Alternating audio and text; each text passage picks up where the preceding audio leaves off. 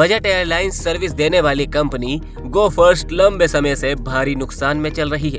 Company के employees को time पर सैलरी तक नहीं मिल पा रही है।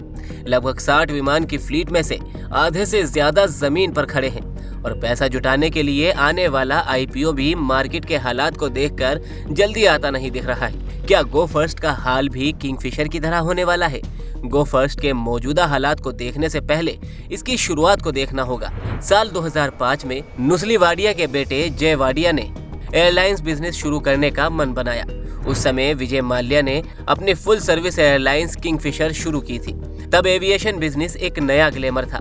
वाडिया ग्रुप के पास इस बिजनेस को शुरू करने का कोई कंक्रीट प्लान नहीं था, बल्कि ब्रिटानिया इंडस्ट्रीज और बॉम्बे डाइंग जैसे बिजनेस करने वाले नुस्ली वाडिया के लिए ये महज एक बिजनेस था। जबकि इसके ठीक 1 साल बाद शुरू होने वाली एयरलाइंस इंडिगो के लिए एयरलाइंस ही मेन बिजनेस था। इस बात का असर कंपनी के ऑपरेशन पर पड़ा। खबर के मुताबिक देश की पहली बजट एयरलाइंस एयर डेक्कन शुरू करने वाले कैप्टन जी आर गोपीनाथ का कहना है कि गो फर्स्ट ने अपने आप को बस किसी तरह से परिचालन में रखा। इसके लिए कंपनी को आगे बढ़ने की रणनीति, पायलट्स, इंजीनियर्स और स्टाफ की ग्रोथ के लिए पॉलिसी बनानी होती है।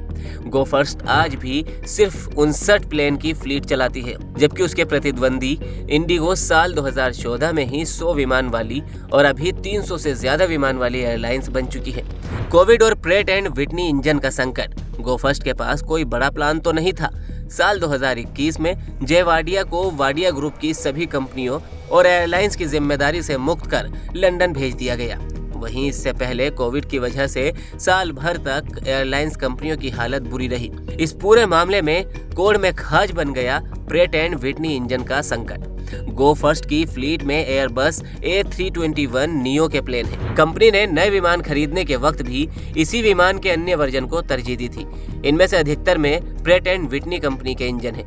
पिछले साल जुलाई में जब कंपनी के 45 विमान उड़ान भर रहे थे, तब अचानक से 3 महीने के अंदर इन इंजन में खराबी की वजह से उसके 24 विमान जमीन पर खड़े हो गए।